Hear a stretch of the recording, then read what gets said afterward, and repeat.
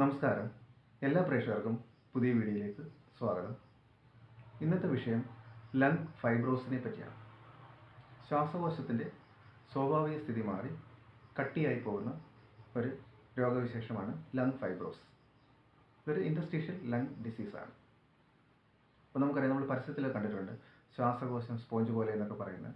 അപ്പോൾ അത്രയും നേർത്ത ശ്വാസകോശം കൂടുതൽ കട്ടിയായി തീരുകയും പിന്നീട് സ്വാഭാവികമായിട്ടും ശ്വാസകോശത്തിൻ്റെ നോർമലായിട്ടുള്ള ഫംഗ്ഷൻ കുറഞ്ഞു വരികയും ചെയ്യുന്ന ഒരവസ്ഥയാണ്. നമുക്കറിയാം, നമുക്ക് ഓക്സിജൻ അകത്തേക്ക് സ്വീകരിക്കുകയും അതേപോലെ തന്നെ കാർബൺ ഡൈ ഓക്സൈഡിനെ പുറത്തുള്ളത്, അതേപോലെ ടോക്സിൻസ് ഒക്കെ പുറത്തുള്ളതാണ് ശ്വാസകോശത്തിൻ്റെ പ്രധാനമായിട്ടുള്ള ഫങ്ഷൻസ്.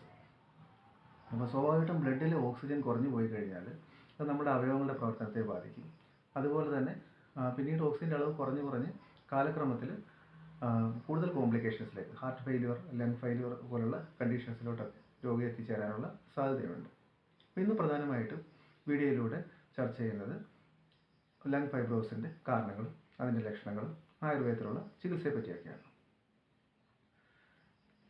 പ്രധാനമായിട്ടും ലങ് ഫൈബ്രോസിന് കാരണമായി തീരുന്നത് ആൽവിയോളിലുണ്ടാകുന്ന തുടർച്ചയായിട്ടുള്ള ക്രോണിക് ആയിട്ടുള്ള ഇഞ്ചുറീസ് ആണ്. ഇത് പിന്നീട് സ്കാർ ഫോർമേഷനിലേക്ക് മാറുകയും പിന്നീട് ലങ്സ് കട്ടിയായി സ്റ്റിഫായി തീരുകയാണ് ചെയ്യുന്നത്. പ്രധാനമായിട്ടും 4 സ്റ്റേജുകളാണ് ലങ് ഫൈബ്രോസിലുള്ളത്.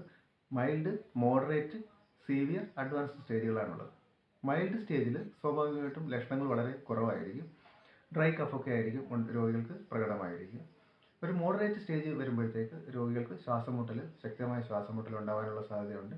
അതുപോലെ തന്നെ വിരലുകളിലൊക്കെ തടിച്ച് വീങ്ങിയിരിക്കുന്ന അവസ്ഥ ഉണ്ടാകും, ക്ലബിംഗ് എന്ന് പറയും. കാരണം സ്വാഭാവികമായിട്ടും ഓക്സിജൻ്റെ അളവ് കുറവായിരിക്കും. അപ്പം അതേപോലെ തന്നെ ന്യൂട്രീഷൻ ഡെഫിഷ്യൻസി ഉണ്ടാകും. കാരണം ശരീരത്തിന് വേണ്ട ന്യൂട്രീഷൻസ് ആഗിരണം ചെയ്യപ്പെടാതെ പോകുന്ന പോലെ സന്ധികളിലും മറ്റും വേദനയൊക്കെ രോഗികൾക്ക് അനുഭവപ്പെടാം. അമിതമായ ക്ഷീണം ഉണ്ടാകും. അപ്പോൾ ഇത്തരം ലക്ഷണങ്ങളൊക്കെ, തളർച്ച ഉണ്ടാകും. അപ്പോൾ ഇത്തരം ലക്ഷണങ്ങളൊക്കെ രോഗികൾക്ക് കാണുന്നുണ്ട്. പിന്നീട് അത് കോംപ്ലിക്കേഷൻസ് കൂടി രോഗിക്ക് ലങ് ഫെയിലിയറിലേക്ക് വരെ എത്താനുള്ള സാധ്യതയും ഉണ്ട്. ഇനി നമുക്ക് ആയുർവേദത്തിൽ ലങ് ഫൈബ്രോസിൽ ചികിത്സ എന്താണെന്നുള്ളതാണ് പ്രധാനമായിട്ടും ചർച്ച ചെയ്യേണ്ടത്. അപ്പോൾ ആയുർവേദത്തിൽ ലങ് ഫൈബ്രോസിസ് എന്നൊരു സ്റ്റേജ് ഒരു പിത്തവാതിക കണ്ടീഷൻസ് ആയിട്ടാണ് കൺസിഡർ ചെയ്യുന്നത്.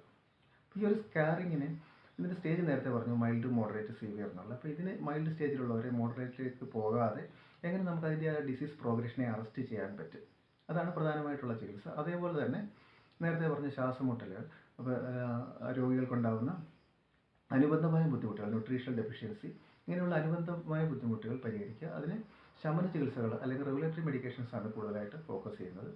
ശമന ചികിത്സകളിൽ തന്നെ നെയ്യ് ചേർത്ത മരുന്നുകളൊക്കെ കൂടുതലായിട്ട് ഉപയോഗിച്ച് വരുന്നുണ്ട്. പിന്നീട് നേരത്തെ പറഞ്ഞൊരു റിവേഴ്സൽ ആസ്പെക്ട്സ് അല്ലെങ്കിൽ ഒരു ഡിസീസ് പ്രോഗ്രഷനെ അറസ്റ്റ് ചെയ്യാൻ വേണ്ടി പഞ്ചകർമ്മ ചികിത്സകളാണ് പ്രധാനമായിട്ടും ഫോക്കസ് ചെയ്യുന്നത്. സ്നേഹപാനം മുതൽ വിരേചനം മുതൽ വസ്തു ചികിത്സകൾ വരെ. അതോടൊപ്പം തന്നെ രസായന ചികിത്സകളുമാണ് ഇത്തരം രോഗാവസ്ഥയിൽ ആയുർവേദം പ്രത്യേകിച്ച് ചികിത്സയ്ക്ക് ഉപയോഗിക്കുന്നത്. അങ്ങനെ ഈ ഒരു ഡിസീസ് പ്രോഗ്രഷനെ പ്രിവെൻറ്റ് ചെയ്യുക, ഈ സ്കാറിങ്ങിനെ അല്ലെങ്കിൽ ഫൈബ്രോസിസിനെ കൂടുതൽ കോശങ്ങൾക്ക് നാശം ഉണ്ടാകാതെ പ്രൊട്ടക്റ്റ് ചെയ്യുക, ലങ് ടിഷ്യൂസിന് നാശം ഉണ്ടാകാതെ പ്രൊട്ടക്റ്റ് ചെയ്യുക, ഇതൊക്കെയാണ് ആയുർവേദം പ്രധാനമായിട്ട് ചികിത്സ കൊണ്ട് ഉദ്ദേശിക്കുന്നത്. ഈ ഒരു അറിവിലേക്കാണ് ഇന്ന് വീഡിയോ ചെയ്തത്. നന്ദി, നമസ്കാരം.